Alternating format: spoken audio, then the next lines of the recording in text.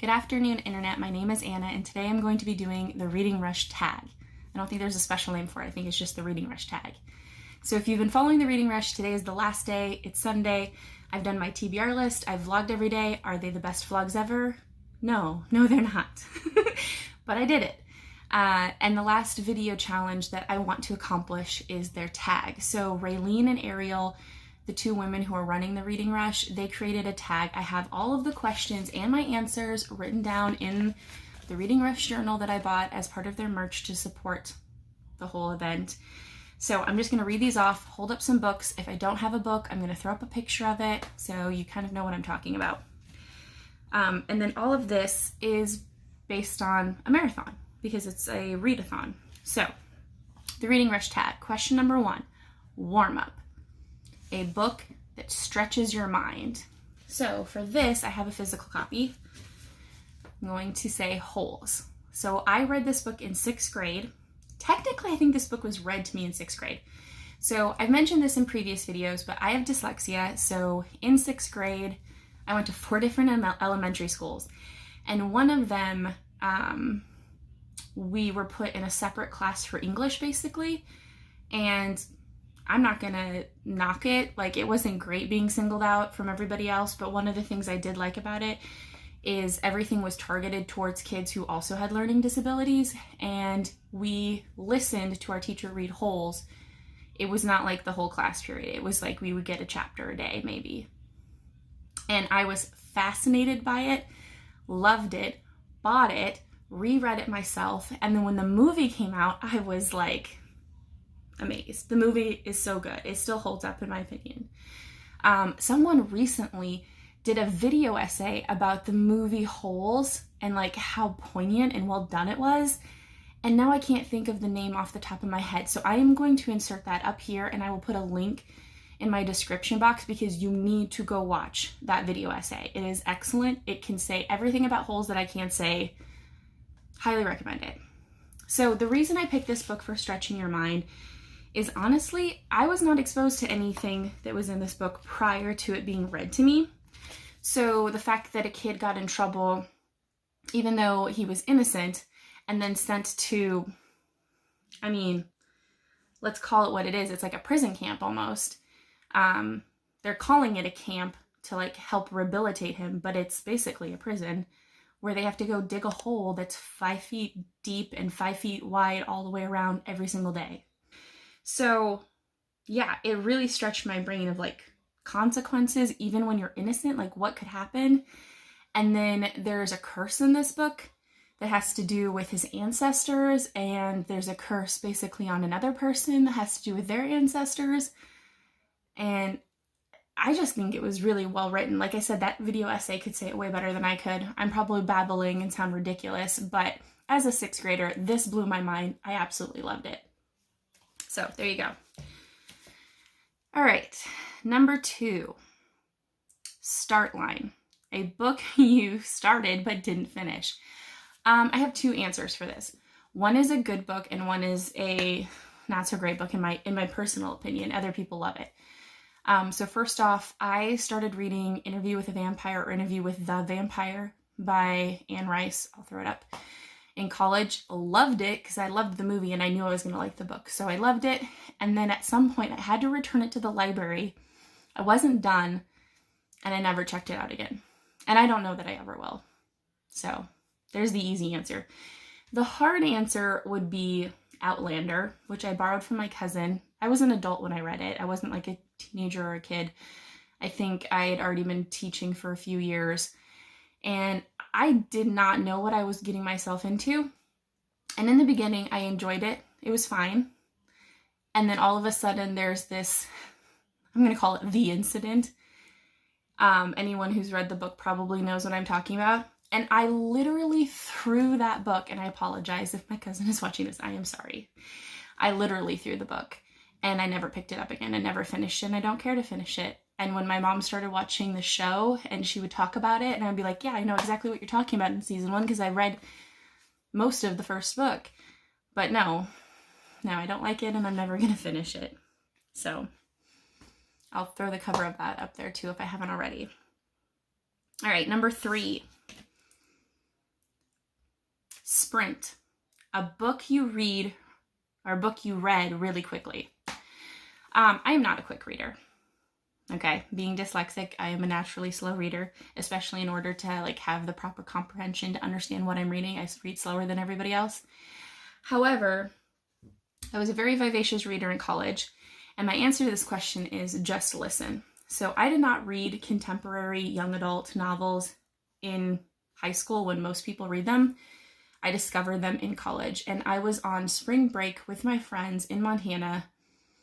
I had read the entire book that I had brought with me, and my friend basically took pity on me and she started lending me her books. And she ended up lending me two because I read this one while they're on spring break and needed a second one, which I think was East. It was the name of that book. I can't remember what the author was. But yeah, so just listen. I read this in like a day or two, which is incredibly fast for me. Number 4, marathon.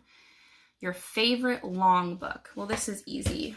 I think this might be the biggest book I've read, like physically read, not counting an audiobook. And it's 619 pages, and that would be The Host by Stephenie Meyer. Now, say what you will about Stephenie Meyer, say what you will about Twilight. I still defend this book. I still really enjoy it. Is it perfect? No, it's not perfect. Do I love it enough that I've continued to reread it? Yes, and I also own an audiobook. So, really, really like this. Highly recommend it if you like easy, new adult sci-fi. Okay, number 5, Hurdles. What's a book with ups and downs? So, this is a book I don't have because I got it from the library when I was in college, and that would be Elsewhere. I'll throw it up here. I don't know the name of the author off the top of my head, but I'm sure it's going to be on the cover. This is one of my favorite books that I still don't own, and I need to get a copy of it. When I first got this from the library and read this book for the very first time, it made me cry multiple times. It definitely has ups and downs. It starts with a girl dying and going to heaven, or what they call elsewhere, and then she gets to meet people in heaven. And one of the people she meets is her grandmother that died before she was born. And then she adjusts to living in heaven and is waiting to be reincarnated. So there are lots of ups and downs. And the thing that made me cry the most was her dog. I'm going to put spoiler alert. I don't think this is a real spoiler, but just in case you want to go into this book cold, spoiler alert. The scene that really made me cry is when her dog makes it to heaven or makes it to elsewhere.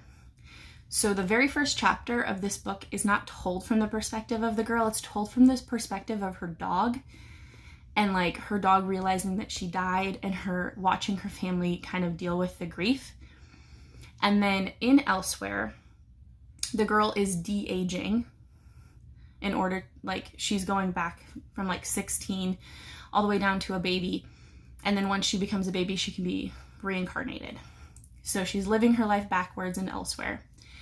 And while she's up there, she ends up adopting a dog that, died and went to Elsewhere, and she's caring for the dog.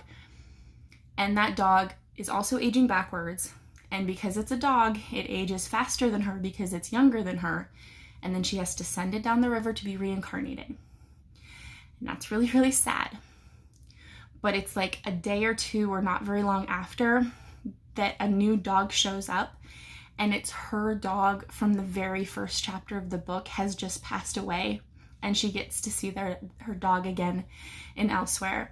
And it might make me cry again right now. I can feel it, but it made me cry, and it just made me think about my dog from when I was a teenager, Betsy. We got her when I was like 8, and she passed away when I was a sophomore in college. She had a stroke. And then we had to put her down, and it was like so sad. And if you've ever lost an animal, I'm sure you know how it feels. So yeah, that book, lots of ups and downs. All right. Number 6, Finish Line, a book you were proud to finish. So I'm going to put Little Women. Now there's a caveat. The first time I read this book, it was not this edition. All right. It was a children's copy that my mom got in a collection of children's classics. So I'm sure it was abridged. I'm sure it was, I don't want to say dumbed down, but I'm sure the language was changed and it was probably shortened. I don't think it was that thick. So the very first time I read Little Women, it was not the original copy. but I was really proud to have finished it. I read that in the Secret Garden, and it was like a big deal. And then I have a couple of different vintage copies that I have now as an adult. So yes, Little Women, classic. If you haven't read it, you should read it. Definitely recommend the 1994 version of the movie as well as the 2019 version of the movie. I've seen some of the older ones. They're okay if you like old movies, but the last two iterations of Little Women in film, just really good. I love all the commentary that gets brought up in the 2019 version, but I also really, really love the 1994 version. The score in that movie is gorgeous. I bought it on CD as a teenager because I loved it that much. So, love it. Highly recommend it. Okay. Gold medal. Best book you've read for a readathon. Well, this is the very first readathon I've ever participated in. So, what can I say here? I finished 3 books so far, and out of all of them, there's only one that I gave 5 stars to, so it's a really easy answer. My answer is going to be You Can't Touch My Hair and Other Things I Still Have to Explain by Phoebe Robinson. I'll throw the picture up here. Highly recommend it. Gave it 5 stars. I listened to it as an audiobook. It's a collection of essays or a memoir, nonfiction. I don't know the difference. I'm clearly ignorant in that regard, but the book is excellent. Highly recommend it. Actually, I think you should get the audiobook over the regular book, but that's a personal preference you'll have to make for yourself. All right, the last one. Number 8, Participation Ribbon, an underrated book.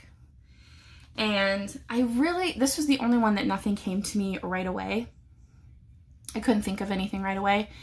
And then I was like, what book do I absolutely love that no one seems to know anything about? And I ended up picking a children's book. And this is The Golly Sisters Go West. So I had this book as a kid.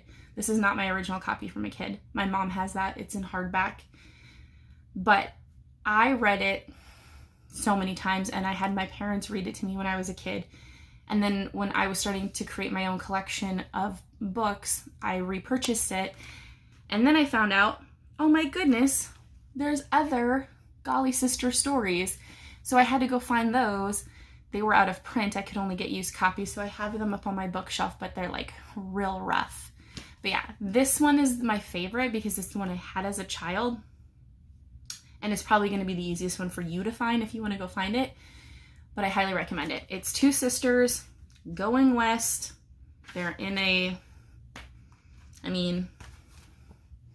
their little buggy.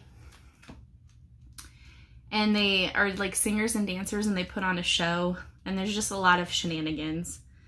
It's very I Love Lucy shenanigans. Innocent, silly shenanigans for the most part. So I loved it as a kid. And that's the end of the tag. So I hope you enjoyed it. If you did, you can give me a like or comment or something like that. Feel free to subscribe or don't. I mean, it's not a big deal either way, but I'm going to try to do more content with books and probably less vlogs. I think I'm a little vlogged out. So this was a nice change of pace for me. All right, see you guys later. Bye.